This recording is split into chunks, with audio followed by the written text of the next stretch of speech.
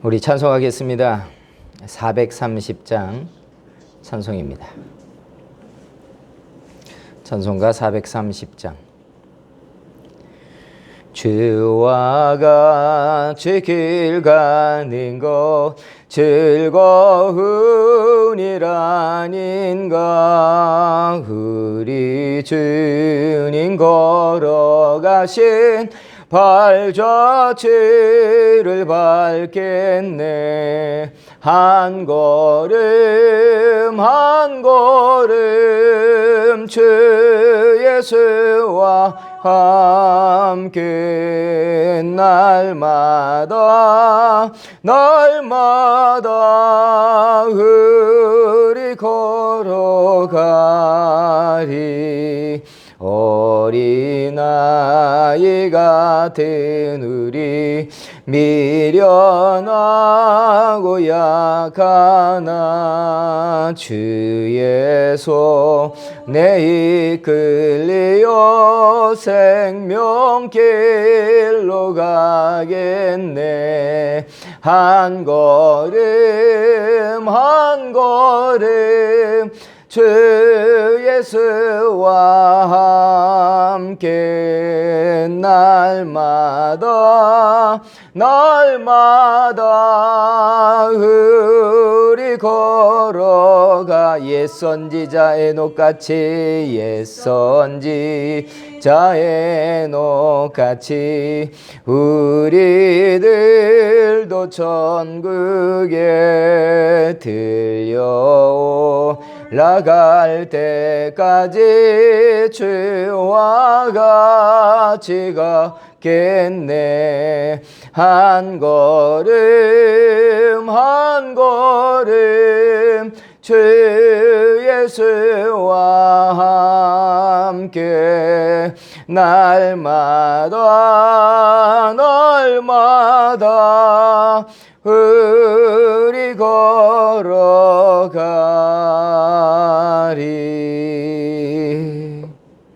하나님의 말씀 로마서 12장 3절에서 8절입니다. 로마서 12장 3절에서 8절입니다. 한 절씩 우리 교독하겠습니다.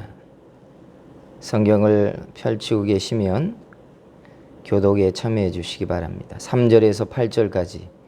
내게 주신 은혜로 말미암아 너희 각 사람에게 말하노니 마땅히 생각할 그 이상의 생각을 품지 말고 오직 하나님께서 각 사람에게 나누어 주신 믿음의 분량대로 지혜롭게 생각하라.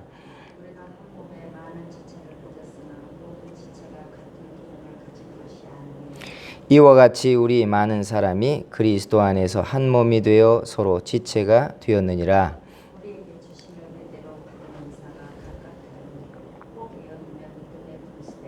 혹 섬기는 일이면 섬기는 일로, 혹 가르치는 자면 가르치는 일로, 구제하는 자는 성실함으로, 다스리는 자는 부지런함으로, 긍휼을 베푸는 자는 즐거움으로 할 것이니라. 아멘. 오늘 이 예배가 성령이 우리를 붙잡고 우리의 믿음이 더 충만해지고 또 커지는 시간이 되기를 축복합니다. 우리들에게 하나님께서 주신 은혜 가운데에서 우리가 바라는 소망 가운데 하나는 이 땅에서 하나님 앞에 은혜를 누리는 것이고, 또 하나는 하나님의 나라에서 상이 있기를 기대하는 것입니다. 예수 믿는 사람들이 이 두 가지를 기대하지 않는 사람이 누가 있을까요? 세상을 사는 동안에 하나님의 은혜가 끊어지지 않는 것이고, 주님 앞에 갔을 때 잘하였도다 착하고 충성된 종아 하고 하나님이 우리의 면류관에 상을 주시는 바로 그 은혜가 예수 믿는 모든 사람들이 기대하는 것이라고 할 수 있습니다. 사랑하는 성도 여러분, 세상에 사는 날 동안 은혜를 누리고 주님 앞에 갔을 때 상이 있는 역사가 있기를 주의 이름으로 축원합니다. 그래서 이 하나님의 은혜를 이해하려면 우리가 공식 같은 원칙을 우리가 알고 있어야 합니다. 그 공식 같은 은혜가 뭐냐? 첫 번째가 이런 것인데, 구원은 믿음으로, 상급은 헌신으로 라는 말입니다. 즉 돌려서 말하면 믿음은 구원을 얻게 하고 헌신은 상이 된다라는 이야기입니다. 즉 구원 얻는 믿음으로 상까지 얻는 것이 아니라 하나님의 나라에 상이 있는 구원의 백성들은 헌신을 통하여서 하나님 앞에 얻어지게 하는 것이 상이다 라는 것입니다.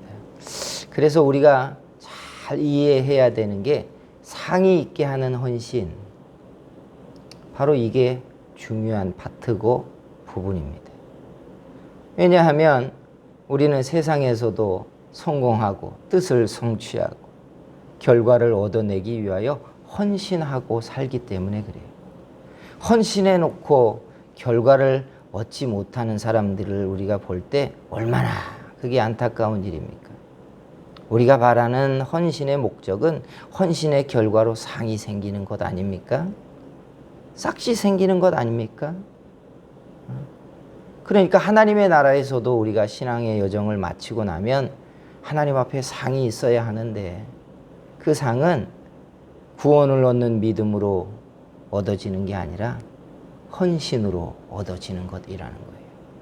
그래서 가장 많이 상이 있는 일꾼에 대한 이야기가 등장하는 게 하나님 앞에 착하고 충성된 종아라는 말을 듣고 있는 종들의 이야기입니다.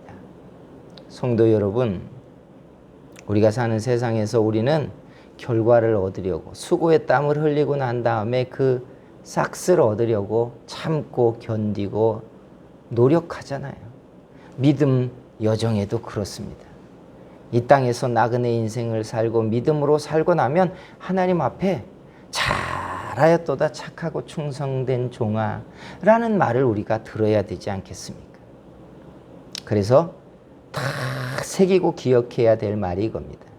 믿음은 구원을 얻게 하고 헌신은 상을 가져온다.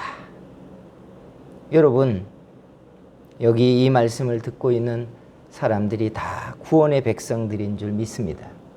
그렇다면 저와 여러분에게 이제 남아있는 신앙의 여정은 구원을 완성시키기 위하여 애쓰는 것이기도 하지만 상이 있는 시간을 좀 만들어야 하겠다는 거예요. 상이 있는 믿음, 상이 있는 헌신을 하나님 앞에 일으키는 여러분들이 되기를 주의 이름으로 축원합니다. 그래서 상이 있는 헌신, 상이 있는 일꾼의 생활을 어떻게 하는가, 이게 참 중요하지 않겠습니까? 이왕이면 하나님 앞에 상이 있는 신앙이 중요하다는 얘기예요. 그러기 위해서 우리가 좀 익혀야 되는 방식이 있습니다. 그 첫 번째가 뭐냐? 좋은 헌신은 규모가 있는 헌신이다 하는 겁니다. 좋은 일이란 그 규모를 잘 지켜내야 되는, 규모라는 게 뭡니까?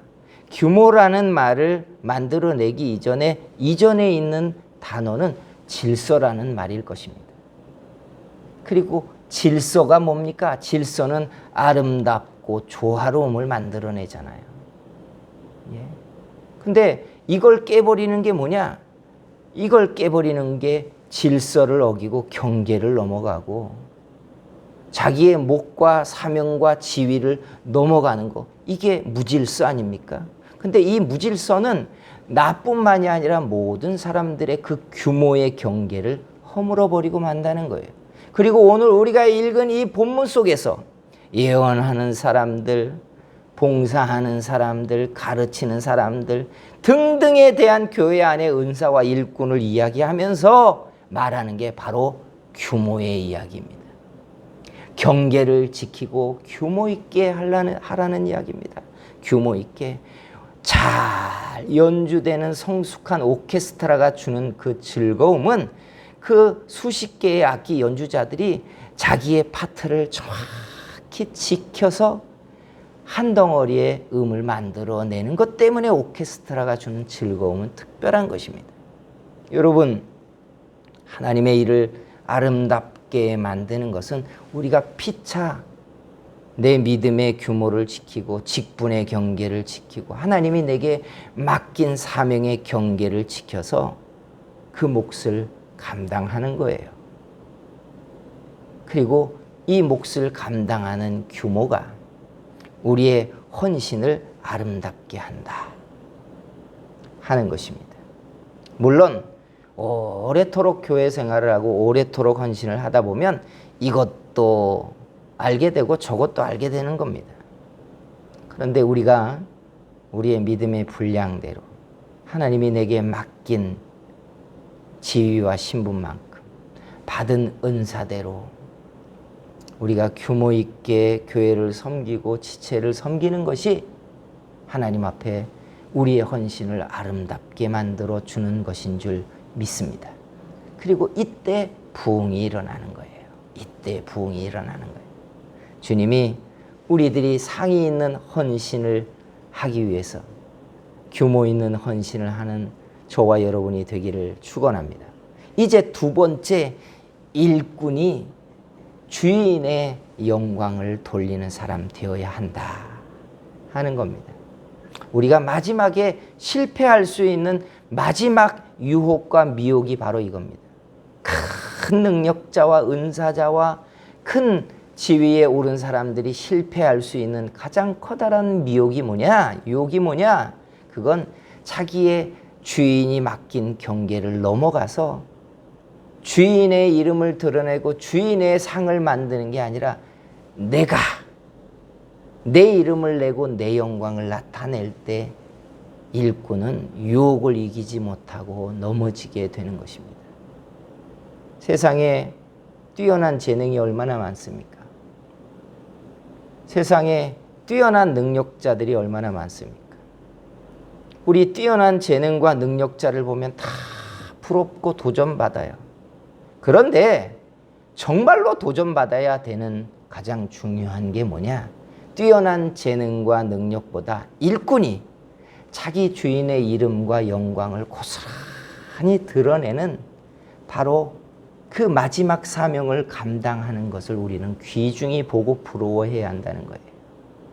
세상에 얼마나 많은 종들이 큰 능력과 은사와 기회를 아버지께 받아서 결국 제 몫을 만들고 자기 이름을 드러내고 내 영광을 만들어 놓습니까? 교회 안에서도 뛰어난 재능과 헌신자를 우리는 보지만 그들이 자기 주인의 영광을 나타내기 위하여 가만히 자기의 이름을 감추고 뒤로 물러나는 걸 우리는 잘 보지 못합니다. 사람들이 시험에 드는 많은 이유는 헌신과 수고를 한 것에 대한 가치를 사람들에게 인정받지 못하거나 평가절하를 받을 때 심각하게 상하고 시험에 드는 것 아닙니까? 여러분, 도대체 주인의 상을 바라고 일꾼들이 일을 한 것입니까? 아니면 주님의 일터, 주인의 일터를 통해 내가 성공하고 싶은 목적 때문에 일을 한 것입니까? 시험에 들고 상한다는 건 결국 그 목적지에 내 이름이 있기를 바라고 내 낯이 세워지고 내 영광이 있기를 기대했기 때문에 그러는 것 아니겠습니까? 상이 있는 일꾼이 되려면 우리가 이 유혹을 넘어가야 한다는 거예요. 십자가 뒤에 자기를 감출 수 있는 사람, 십자가 뒤에 자기의 이름을 가리울 수 있는 사람, 수고하고 애썼지만 나는 오직 일꾼이었을 뿐이라고 자기를 내려놓을 수 있는 사람, 이게 바로 상이 있는 일꾼 아니겠습니까? 고린도후서를 보면 사도 바울이 어느 날 하나님의 나라에 갔다 온 자기의 간증 이야기를 합니다. 하나님의 나라에 가서 놀라운 것들을 보았고 들었지만 차마 말할 수 없는 것이다라고 이야기하면서 갔다 온 다음부터 그가 하는 행동의 변화가 드러나기 시작합니다. 그 핵심의 변화가 뭔 줄 아십니까? 수고하고 더 많이 헌신하면서 싹쓸 누리려고 하지 않는 종의 자세가 사도 바울에게 나타나기 시작했다는 거예요. 마치 빚진 자의 심정으로 일하면서 나는 수고하고 애쓰지만 나는 삭슬 누리지 않겠다라고 그가 내려놓으면서 한 말은 내가 하나님의 나라에서의 상을 바라보기 때문이다 라고 말합니다. 자기가 얻어야 되는 진정한 상이 하나님의 나라에 있다는 걸 그는 봐버린 것입니다. 사랑하는 성도 여러분, 저를 포함해서 수많은 목회자들과 능력 있는 종들, 교회의 일을 하고 있는 뛰어난 일꾼들이 수고하고 빛나는 일을 하고 난 다음에 그 싹쓸 세상에서 다 찾고 있다고 말하고 싶습니다. 자기 영광을 삼고 자기의 이름을 드러내고 내 헌신을 사람들 앞에 강조하는, 그래서 일하고 수고하고 쓰여졌지만 결과적으로 하나님 앞에 상을 얻지 못하는 일꾼들이 세상에 많이 있다고 저는 말하고 싶습니다. 사랑하는 성도 여러분, 우리의 최종의 신앙의 목적지는 하나님의 나라이고 우리가 얻어야 되는 하나님의 복은 하나님의 나라의 상급입니다. 믿으십니까? 그렇다면 수고하고 애쓴 다음에 여러분의 주인이 누구인가를 드러내십시오.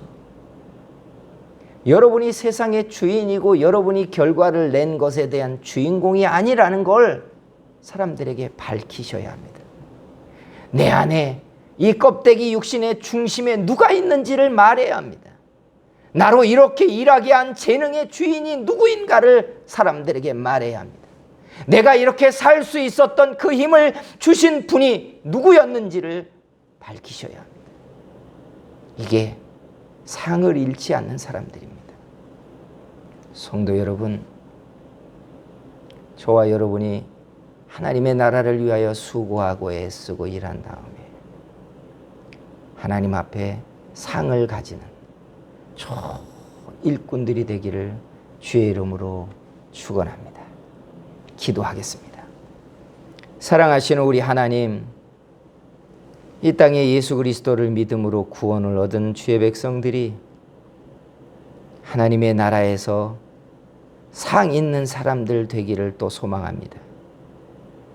세상에서 우리의 기업을 일으키고 우리의 인생을 세우기 위하여 써서 결과를 얻어내고 있는 것처럼 이 믿음의 여정의 끝에 주님 앞에서 상을 얻게 만들어 주시옵소서.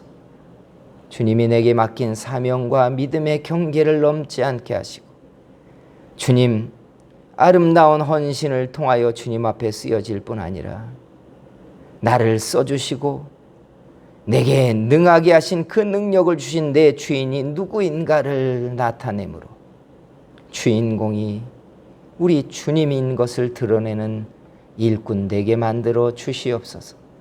주님, 우리는 빛나고 싶습니다. 우리는 성공한 사람이고 싶습니다. 내가 수고하고 땀 흘린 결과가 허사가 아닌 것을 사람들에게 보여주고 싶은 사람들입니다. 그런데 그 미혹 때문에 주인공의 자리, 영광의 보좌에 내가 앉아있지 않게 만들어 주시옵소서. 예수님의 이름으로 기도하였습니다. 아멘.